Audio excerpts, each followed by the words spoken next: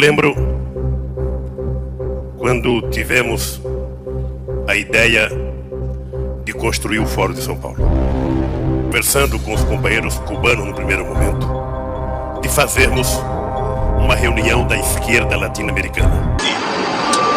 Não havia espaço para a esquerda chegar ao poder via eleitoral. Que ano é isso? 98. E, portanto, não tinha que ficar preocupado com toda a eleição. Tinha que se pensar em organizar a sociedade. Dali 20 ou 30 anos, a gente iria ter 30% da sociedade já socialista, e aí sim a gente poderia disputar o poder e ganhar. Mas eu não vou viver mais 30 anos. Eu quero chegar ao poder logo. Mas por que eu cheguei onde cheguei? Porque eu tenho por trás de mim um movimento. Temas que estão no centro de nossas preocupações, a crise financeira, a nova governança mundial e a mudança de clima, têm um forte denominador comum. Ele aponta para a necessidade de construir uma nova ordem internacional sustentável. O presidente Luiz Inácio Lula da Silva disse que a renúncia do único mito vivo da humanidade já era esperada. E que foi importante porque faz com que o processo político transcorra de forma mais tranquila. Lula acrescentou que Raul Castro, irmão de Fidel, está preparado para assumir o cargo. Ou seja, eu senti que o Fidel estava em condições, pelo menos de cabeça, tranquilo, poderia reassumir o governo. Tinha apenas um problema na perna, que era uma queda que ele tinha tido na cidade de Santa Clara.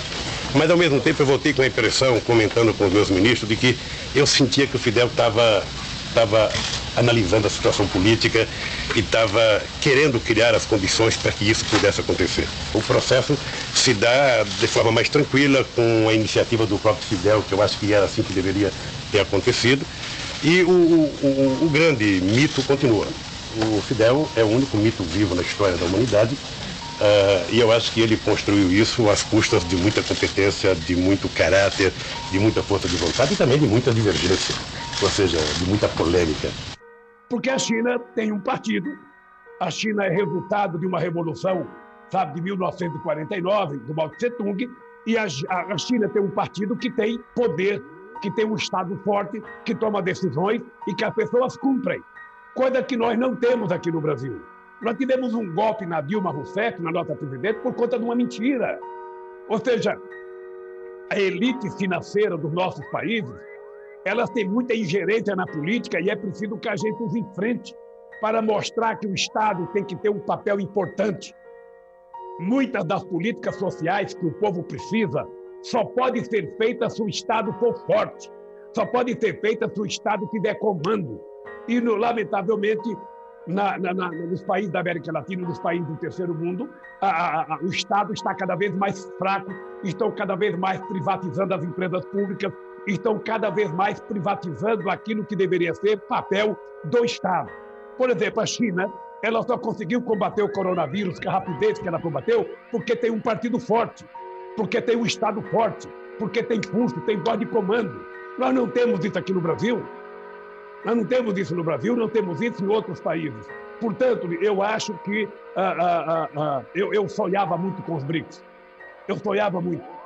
Eu pensava muito grande na minha relação com a China, na minha relação com a Índia, na minha relação com a África do Sul e na minha relação com a Rússia.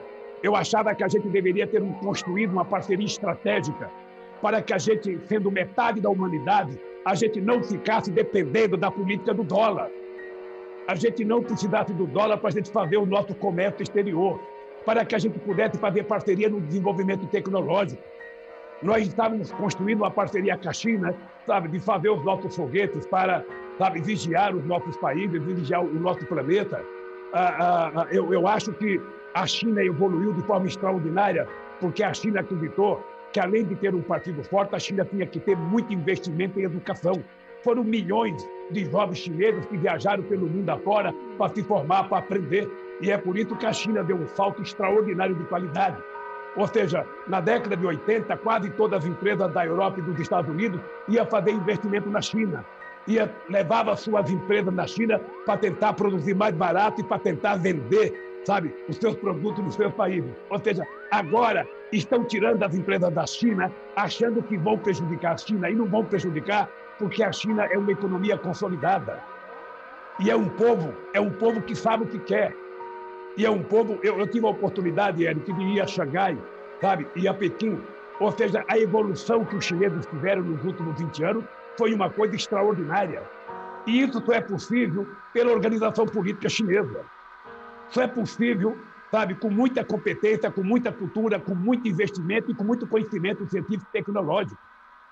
Então, Érico, eu acho que a China é um exemplo, sabe, de desenvolvimento para o mundo. É um exemplo de desenvolvimento para o mundo e eu espero que outros países, sabe, aprendam a lição com a China para que a gente possa, sabe, ser mais rico, ser mais forte, ter mais distribuição de riqueza e ter um mundo mais humano. Eu trabalhei muito com o Hu Jintao, a necessidade de uma relação sul-sul, sabe, não ficar dependendo do norte como nós somos dependentes. Lamentavelmente, a gente não conseguiu chegar lá, mas eu tenho muita fé e muita esperança que nós vamos conseguir fazer isso a partir de 2022. O preço da carne aqui na Argentina é obsceno. O preço da carne na Argentina é obsceno, esta é a verdade. Como pode um país com tanta carne ela ser tão cara? Que seja o país com carne e seja tão cara. Os argentinos entram hoje no mercado com a lista de compras na mão e sem ter a menor ideia de quanto vão gastar. Há preços que são remarcados todos os dias. A crise afeta também a indústria e os produtores rurais. Por isso, em alguns lugares, há desabastecimento. A crise na Venezuela se agrava a cada dia. A Organização dos Estados Americanos contabiliza que 5,6 milhões de pessoas deixaram o país até julho deste ano. Isto representa 18% do total da população. Quem não tem condições de fugir,